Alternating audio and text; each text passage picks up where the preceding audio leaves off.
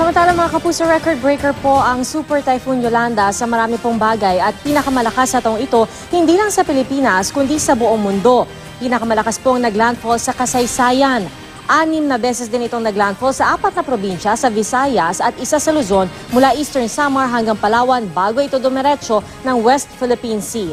Ang Daan Bantayan sa Cebu ang ikatlong pinaglandfallan ng super bagyo at nakunan pa na ating news team doon ang aktwal na pagliligtas sa mga residenteng naipit sa nagibang bahay. Nakatutok si Greggy Magdadaro ng GMA Cebu.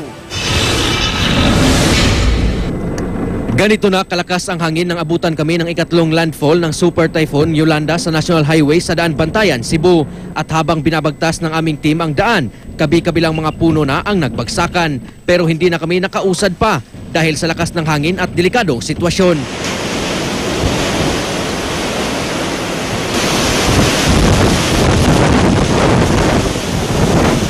Kaya huminto muna kami sa isang kapilya.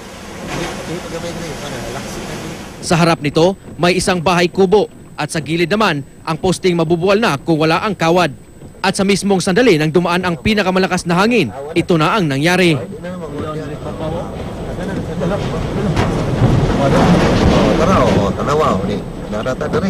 Ang kisami naman ng kapilya.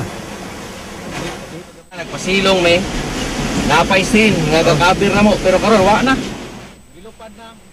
Sa pag-alis ng mata ng bagyo, siyang pagtambad naman ng dilubyo.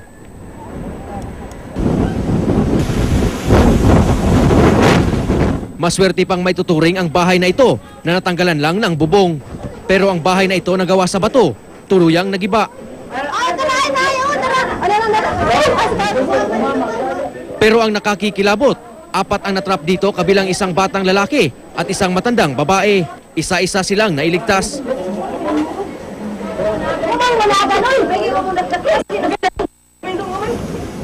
Sa aming pag-iikot, tumambad palalo ang pinsala sa buong bayan.